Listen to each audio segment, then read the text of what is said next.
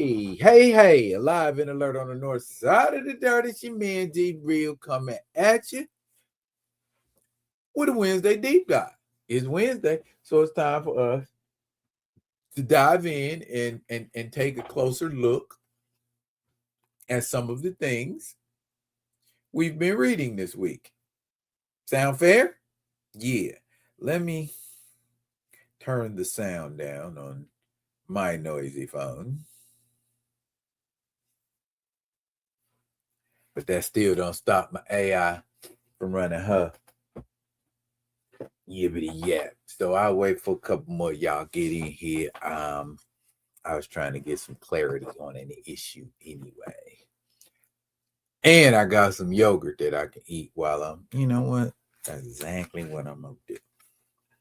I'm gonna have this yogurt while I'm waiting on y'all. Cause see, this is why I come in, when I come in, because black people be black people. You know what I'm saying? I'll get in there about 5-10 minutes.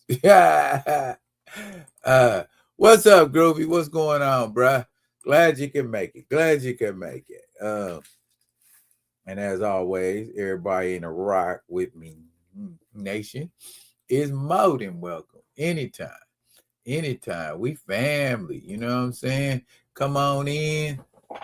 Wipe your feet at the door. And you know what I'm saying? We can get down for the get down. You feel me? Yeah. Come on, yo. What's happening? I see y'all pulling up in here. All right. Well, I'm gonna try to scarf. It's a little bit of yogurt. I'm gonna just scarf this down real quick. You know what I'm saying? I need to get my antioxidants in, my probiotics, all of that type of thing. Now when we take care of ourselves, we can take care of ourselves. That was a sermon for somebody. When we take care of ourselves, we take care of ourselves.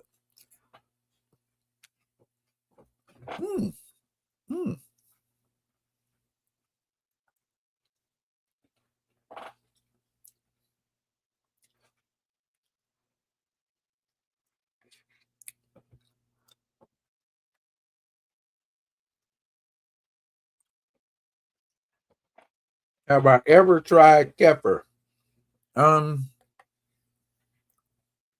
First, what is it? And second, how do you have it?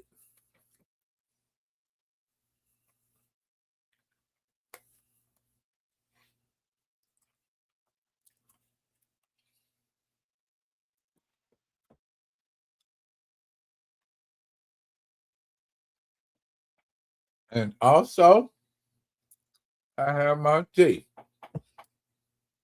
Usually when I have my tea, I can give you a pretty good dissertation on some things I was thinking about.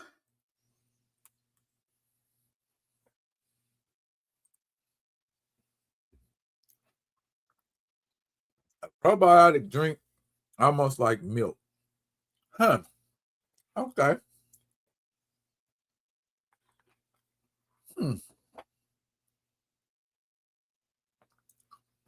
Do you recommend it? That's the important thing.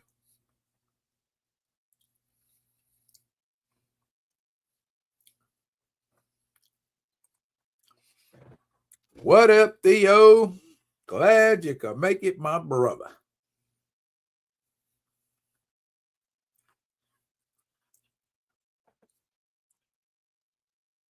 Okay. It didn't even take y'all long.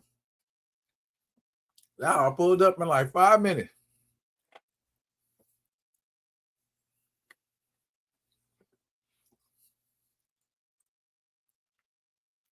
Fast thick, but you like it. Okay.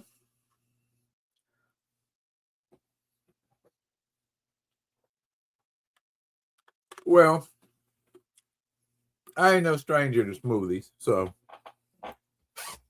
I'll get the thick part. Okay. Huh.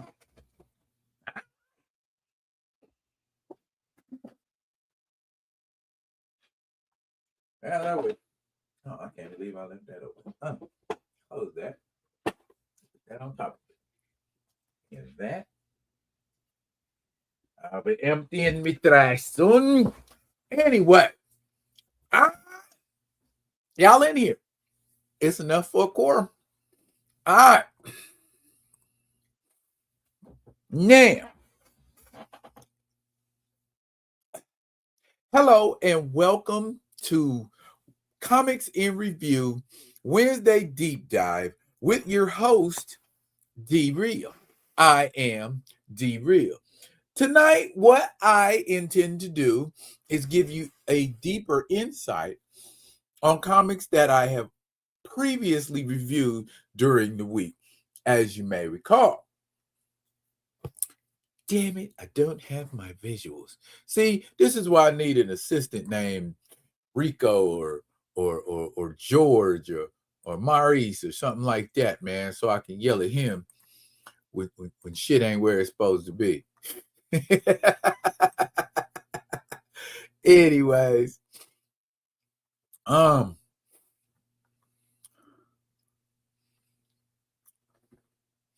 Kamayo, how difficult would it be to actionize comic book covers? Meaning, if I wanted an action book, a comic book cover in a action figure form. He said, "Get a Chinese robot." That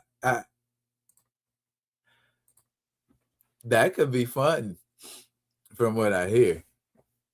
I said, from what I hear. Don't y'all be telling nobody I got me a Chinese robot, because I do not have a Chinese robot. I don't need a Chinese robot. And my wife ain't watching, so I ain't trying to get no brownie points. So there, I'm just being honest. Okay. Now, as I was saying, and I had the silky smooth dissertation going and everything. Damn it. I have done it before. It depends, because Marvel be hating. There you go.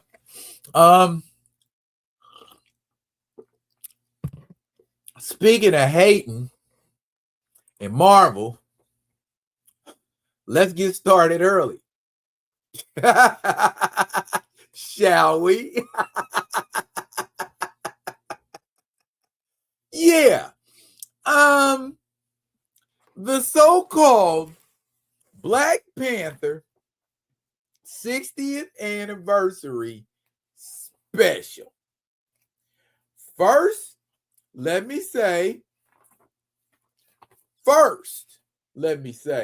shouts out to Cody Ziegler, Evan Narcisse, Muria Ayadelli, who we're going to talk about a little bit later. And who, yeah. Let me slow you roll with that one there.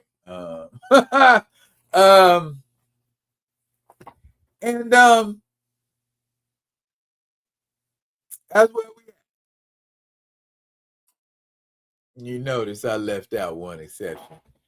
I'm cause he be threatening to sue people, so I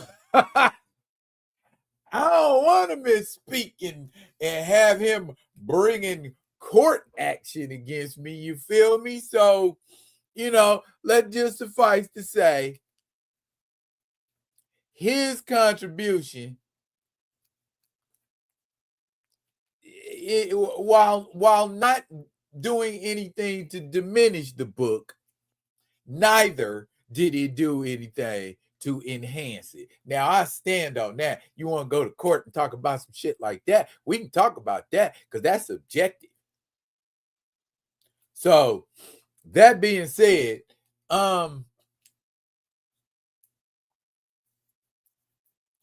Batman ever had a 50th, 60th, 70th, 80th anniversary where he was not actively included in real time in one or more of the stories?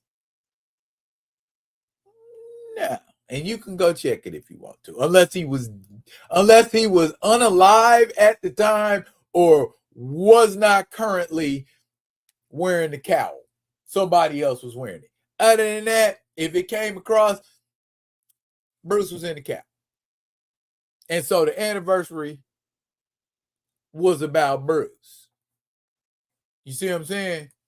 We didn't lose sight of the fact that the anniversary was about Bruce.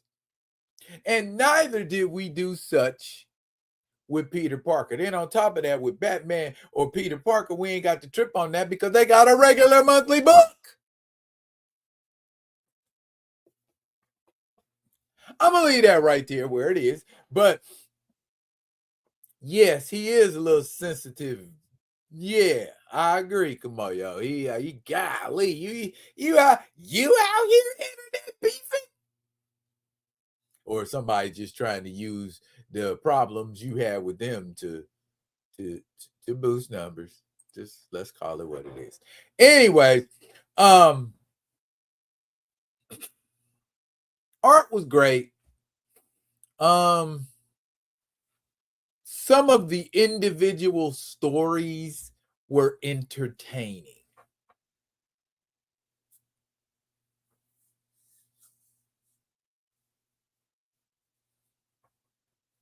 So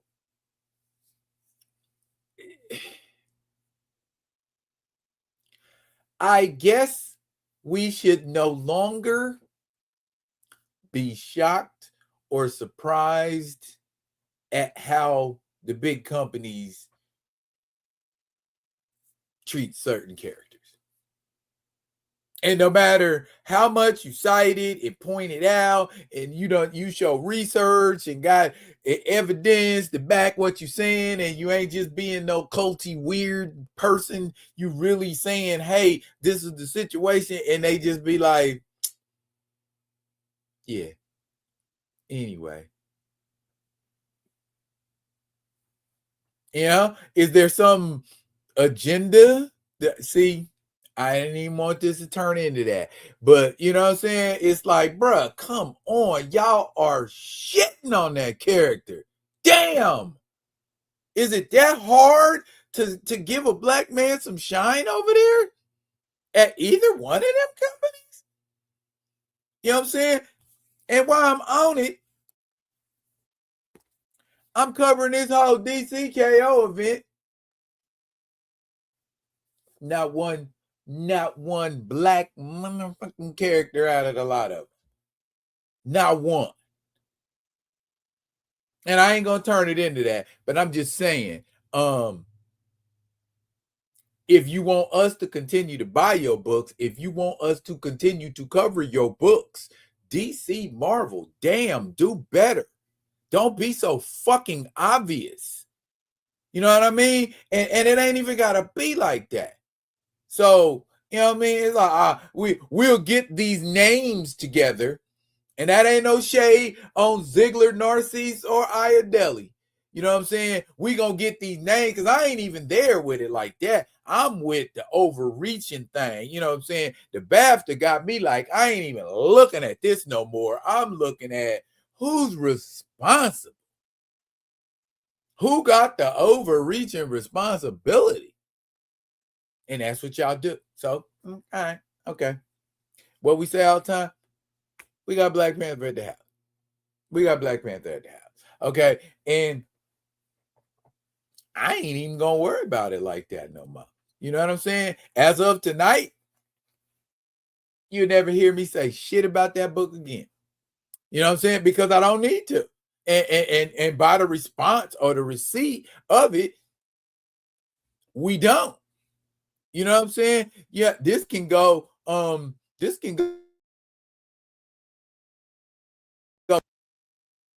the Ridley file. Yeah, I said it. I mean, it ain't no shade. Again, ain't no shade on the writers. You getting paid to do a thing. You know what I'm saying? And you can't be the artist and the advocate Or can you? Some people can, some people can't. But if you can't, I understand. Go on, do what you do, get your paper. You know what I mean? Bottom line, though, that don't do the character no justice. It don't move the needle for the character. You know what I'm saying?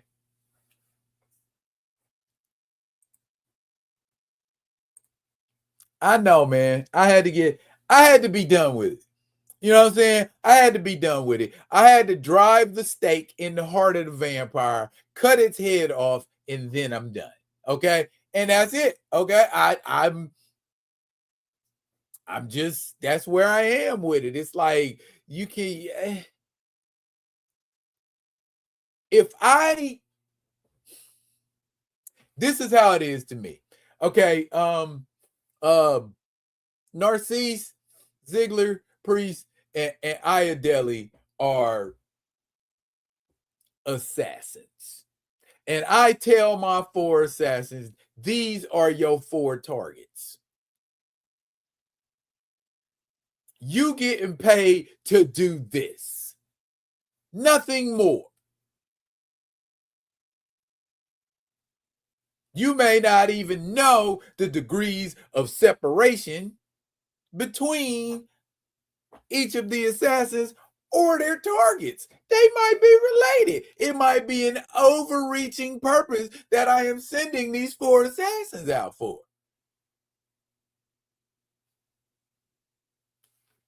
That's what that is. They don't know that they have been sent for a purpose. They don't know that they have been sent to be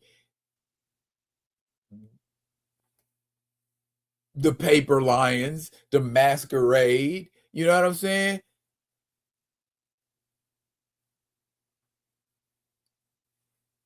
The people that said, let's do this, no. This is the 60th anniversary we want to give them.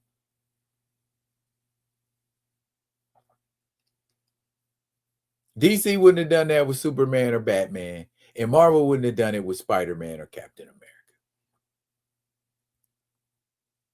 When the fudge did Captain America not appear in any anniversary of his comic in real time? Ever? Unless there was a time he didn't have a mantle or was unalive. Other than that, he was in that bitch. You know what I'm saying? So it's like, we ain't got to. Let's move on, man. This one right here. Now, y'all can call me sometime. Y'all can call me fair weather, but overnight, this went from being the greatest thing to me to like, now I'm like, But I know what everybody want to know. Everybody want to know. They like, F all that. Before you get tired of it, tell us who won between Homelander and Superman when they fought. Bottom line. That pretty much what y'all want to know? That pretty much what y'all think is the best thing going on in this book? Is Superman and Homelander banging it out?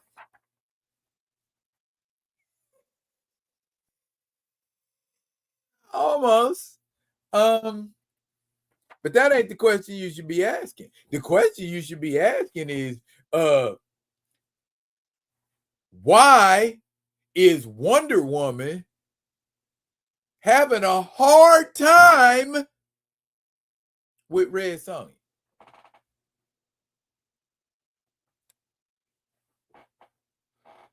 What? Batwoman and Vampirella. Vampirella should have dispatched Batwoman lickety split. She's faster, she's stronger, more powerful. How was that even a fair fight?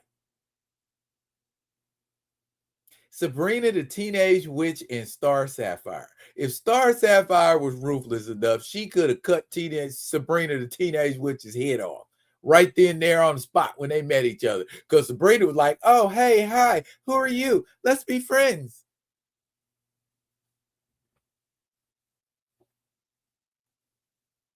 Lex Luthor running from a serial killer bear. An anthropomorphic serial killer bear. I mean, I guess it's a bear strange, but shit, he's Lex flipping Luthor. He got devices. He got stuff. Why is he running? The Joker ain't running from Annabelle.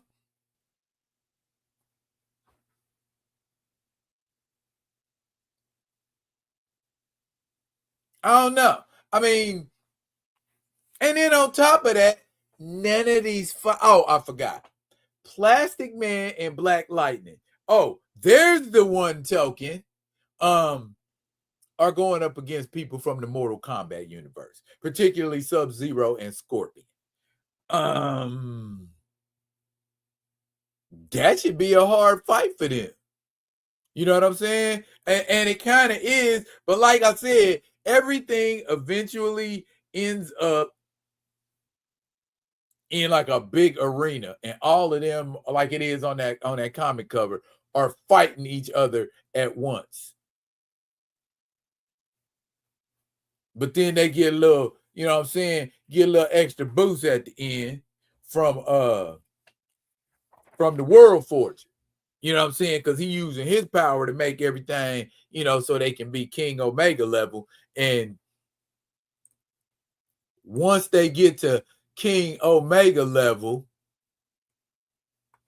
it turns into a commercial, you know, payoff kind of thing, because this who they squaring off against.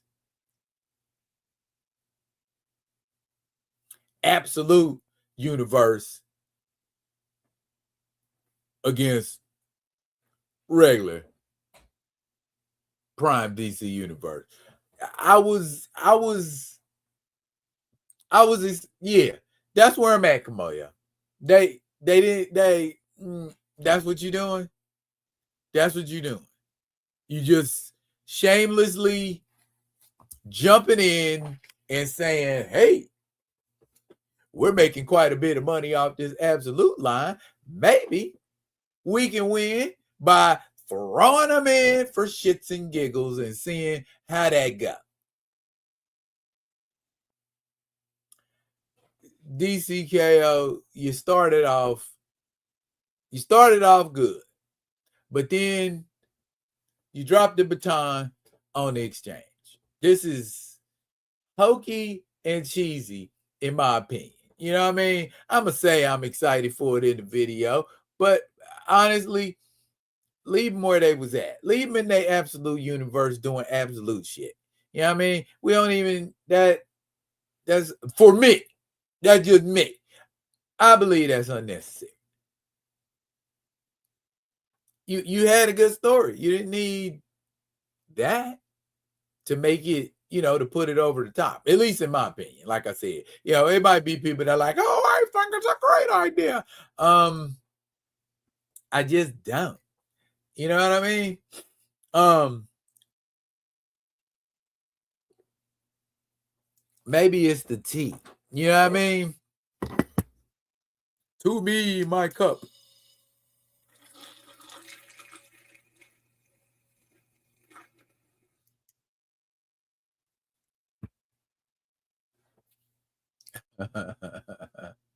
Well, you say plot armor. Yeah. And sometimes plot armor makes some shit cheesy to the point where you just like, F it, I quit. You know what I mean? And that's where I'm at with it. You know what I'm saying? At this point, I don't give up how it turned out. Because y'all doing the most. It ain't working for me no more. You know what I mean? That's how you doing it now? That's what y'all turning it in? I'm good. And then what? Batman gonna come back at the end too? Yeah. All right. Homelander is like the college football powerhouse who gets fat off of playing scrub teams. He doesn't face the superpowered threats Superman and his other analogs do. I agree with that. And Homelander shouldn't be doing shit to Superman except getting his ass kicked by him. But they making it look like Homelander giving Superman a hard time. Just like, yeah, that's what I'm saying. No, my brother. That is not right. You do incorrect things and pass them off as correctness. Okay, let's get to the meat and the potatoes of this situation today. The stuff we really came to hear about. The shit that's really gonna make us feel good when we leave up out of here. Now, hear me when I say Thundarr the Barbarian is the shit. All right. Jason Aaron and Cuber Ball are over there at Dynamite. They doing some shit. Now, just like my man David Pepos, before them, they are showing that respect. You know what I'm saying? They showing that respect to the canon. You know what I mean? They showing that respect. I'll show you what I'm talking about.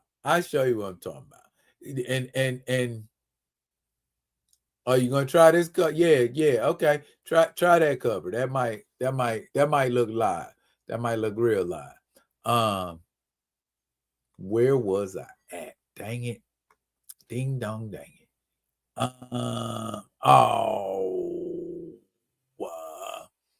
Okay. Y'all hang tight. Again, like I said, I ain't got a Maurice assistant, so I gotta pull the images. I gotta pull the images up out my thing at my leisure.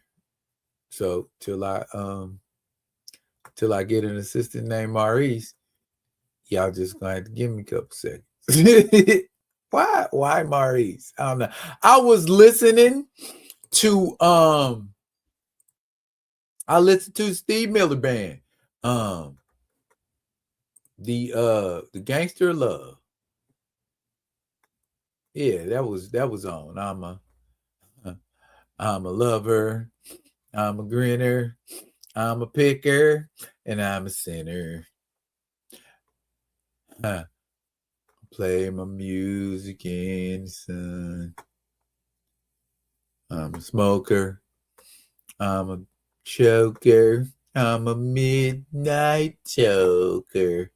Yeah, that's a fun song. What can I say? Oh, how's about this one here?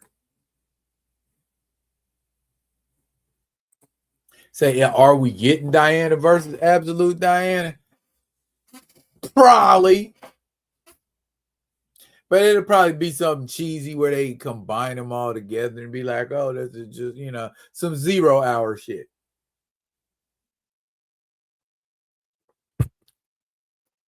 But anyways, back to Thundarr the Barbarian. This image right here, this is an image that tells you Jason Aaron did some deep research before he got to getting down with this. Okay. That's how crazy. I recognize everybody in that panel except for the guy on the far right. And I'm guessing he's a werewolf or something from the Brotherhood of Night. That's the best guess. And the Brotherhood of Night, that was that episode where Thundarr got turned into a werewolf. It's on Tubi. Kamoyo, you should watch it. I know you're a big Lycanthrope fan. Season 1, I believe, is the Brotherhood of Night. But anyways, far left, you got Argoth. Right next to Argoth is Crom. Right next to Crom is Gemini. Gemini is usually the one that everybody recognizes with the head and flip over and and then he got another head. He's more calm and he talks like this. Yeah, Gemini. And then next to Gemini is Strya. And if you can't remember what Strya looks like when she throws her robes off and she ready to get down for the get down, that's what she's looking like. So, old sea witch with a moose knuckle. Anyway. But in issue 2, Thundarr gonna have his hands full with these cats. because just one of them is giving Thundarr a problem. So I'm like, man, you got 1, 2, 3, 4, 5 of them, and they coming at you with magic and crazy stuff, and all you got is well, I ain't gonna say all you got is Ariel and Ukla, but you got Ariel and Ukla. So what you gonna do about that? I don't know. Overall, though, it is very, very, very loyal to the canon of the Thundarr the Barbarian universe, as you can see with just that. You know what I'm saying? They got the right, so so they again, they did their research, and I digs the hell out of this book, out of Jason Aaron, for doing that. It gives it a greater sense of I guess importance. You know what I mean? Because Buddy took the time to say, I'm going to flesh out the mythos. Again, episode 1, Curse of the Black Pearl. The Groundlings. They even mentioned when Thundarr comes and gets in the Groundling's ass and he tearing him up, the cat with the crown, he recognizes him and he says, that's the barbarian who defeated our master Gemini twice. Everywhere he goes, the mightiest sorcerers wither and crumble. He will be the end of the Groundlings. We must get away.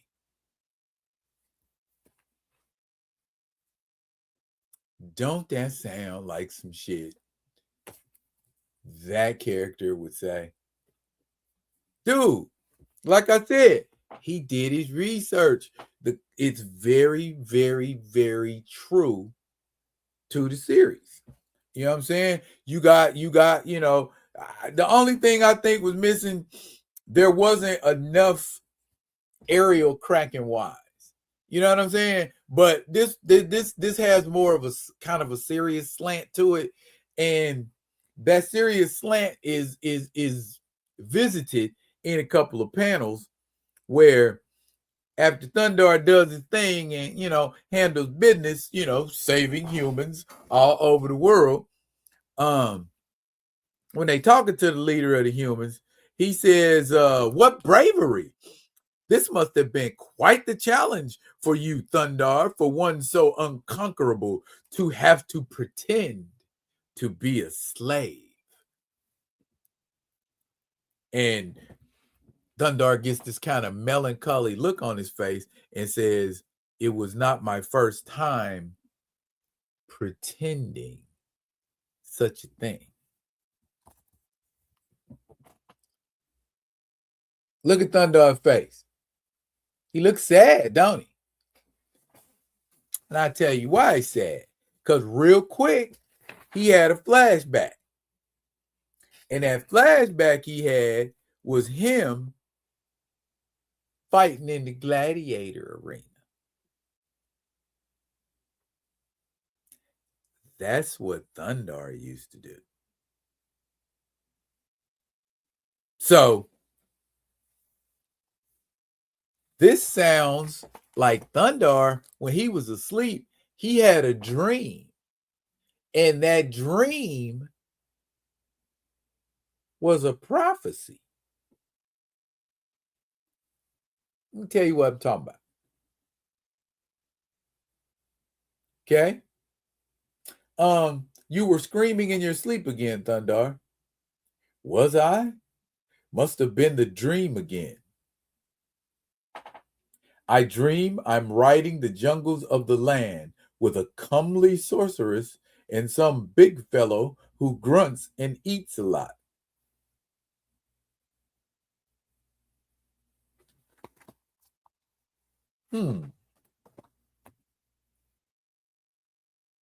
This was sometime earlier, before Thundarr meets Ukla and Ariel.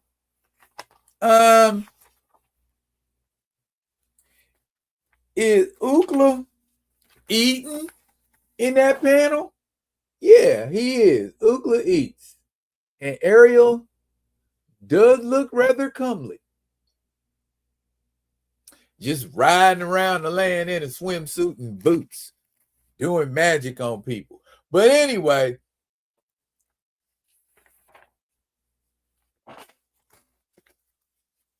that's Thundarr without the sun sword. See what I'm saying?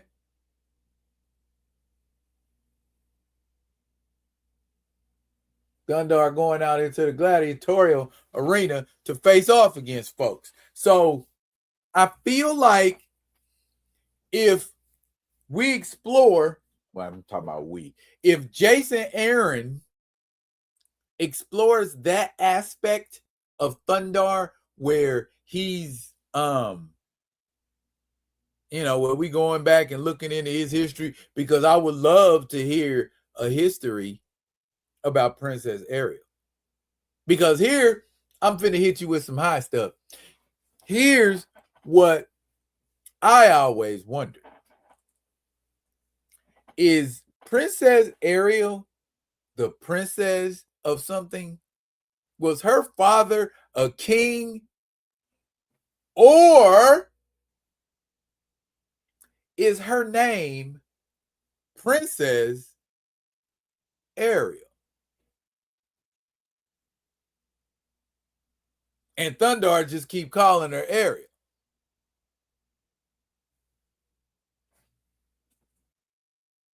I don't know.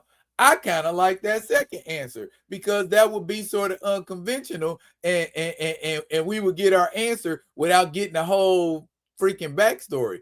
But if you want to tell a backstory, because I know that it has been revealed in a lot of like Thundarr Wiki that Princess Ariel is Asian. So just looking at the way she looks, I would have to say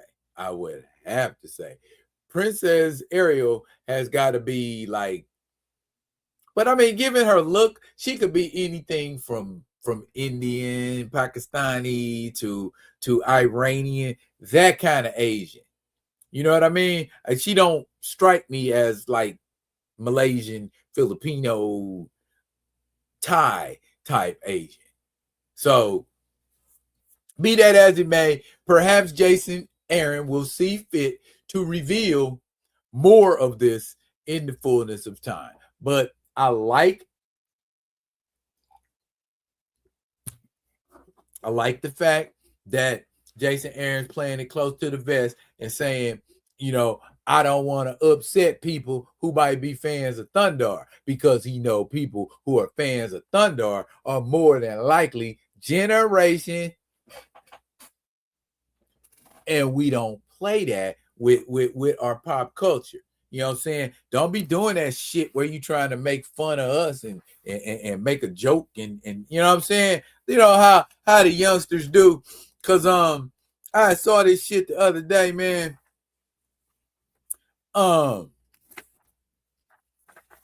These two cats was talking, and they was talking about if you was born in the 1900s, this is you.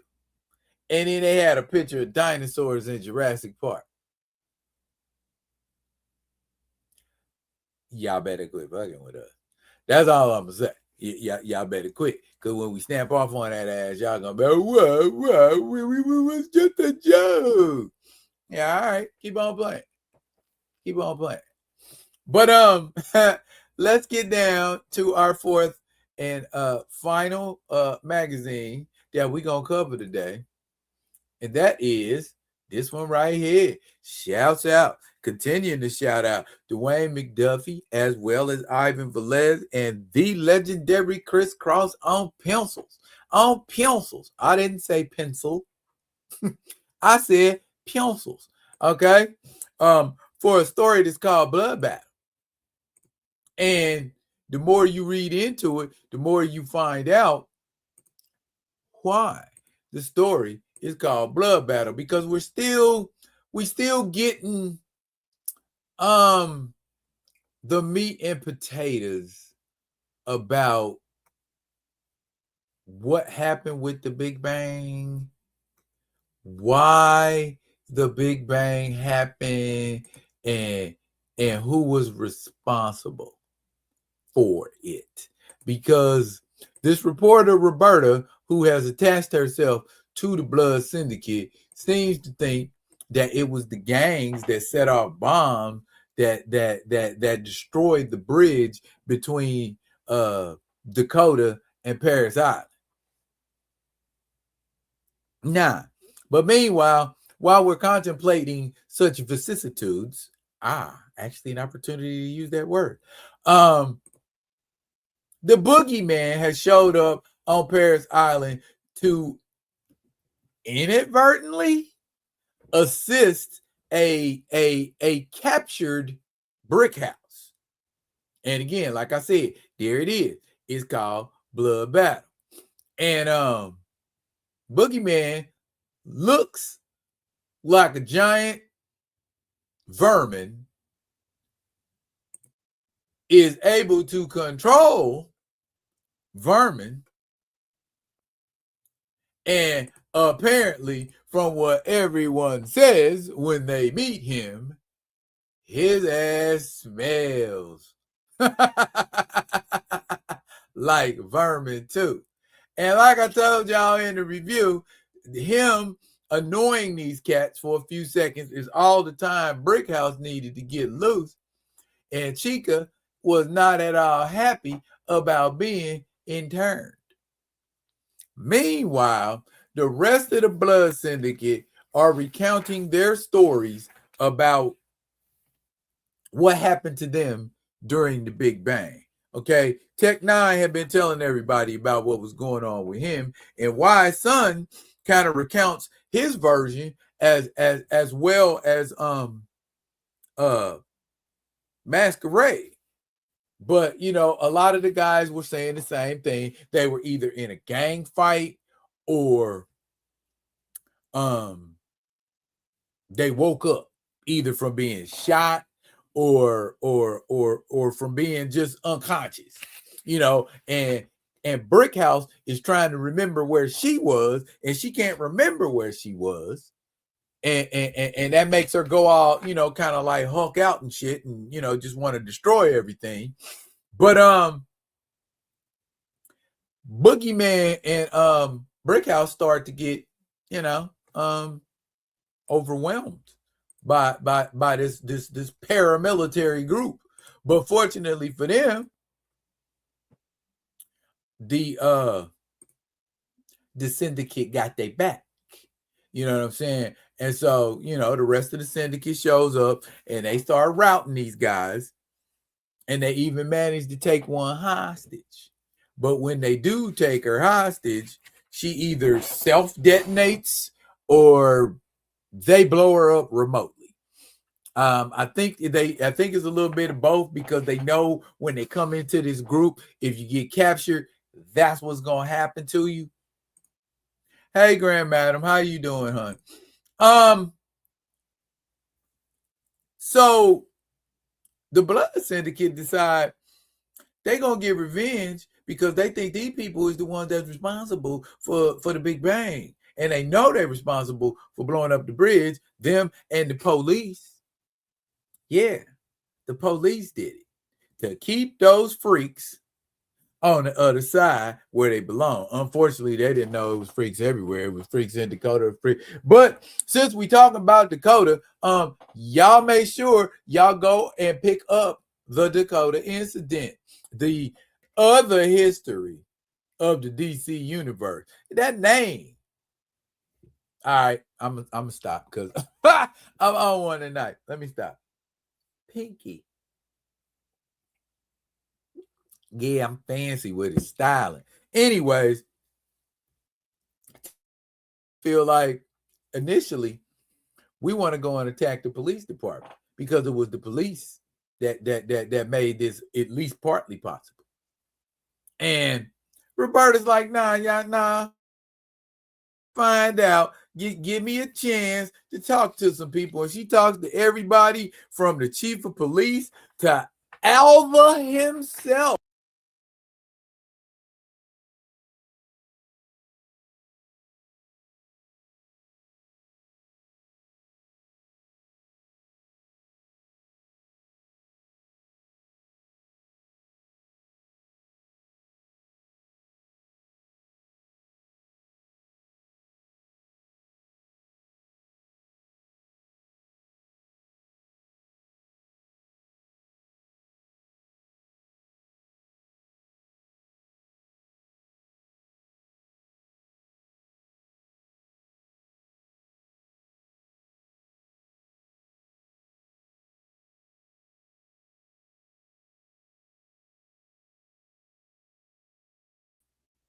they was going to.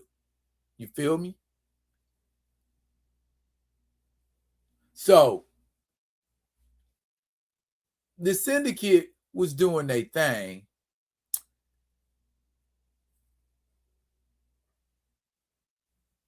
But here's the thought. They know that because remember when we start talking about and relating it to as it connects to Shadow Cabinet. Okay, this new version of the Shadow Cabinet, that makes sense. And you'll get even more insight on this situation if you collect Blood Syndicate Season 1. I know it's the big two, but if you really want to understand the whole collective of how they're doing what they're doing with this Dakota incident, it'll help to have all of the pieces of the puzzle. Now, that being said, the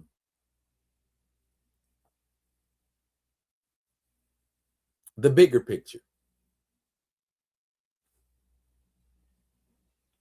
Do we believe that DC wants that Dakota incident book to underperform so that they can retain the rights to Static versus Milestone attempting to try to perform something or do something in court where they could be free and unencumbered by DC and just make money by their damn self? Because don't think for 1 second, DC don't see the potential of stuff like Static. Don't see the potential of stuff like Icon. They see the potential. They damn good and well see the potential in those characters. And that's what they want to do, is either just sit on them or exploit them. You know what I'm saying? Like how Marvel sat on the rights to Captain Marvel, the name. And then they made a female character, Captain Marvel, in the interim until they could find a more appropriate female character to hold that name, or what they felt was an appropriate female character to hold that name and that mantle or whatever.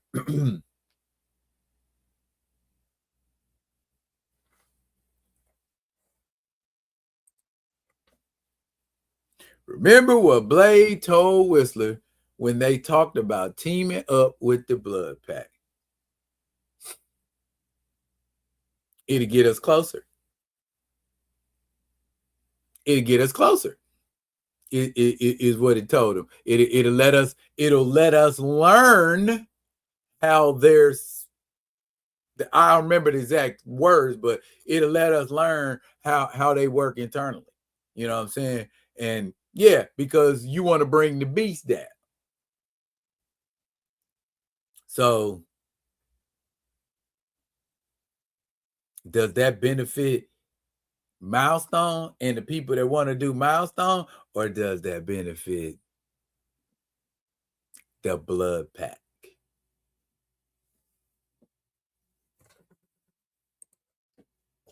If that is in fact what we're saying here. But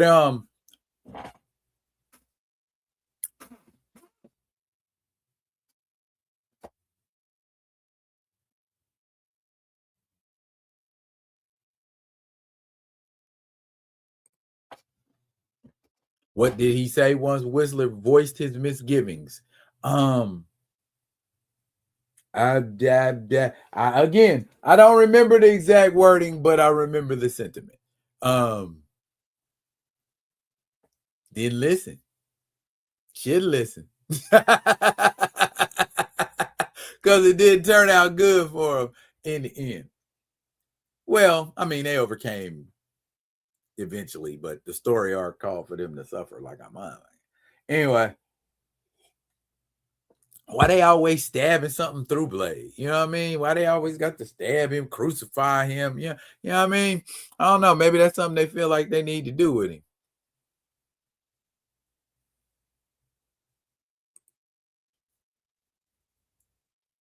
Exactly. Yeah. Absolutely. And they did so.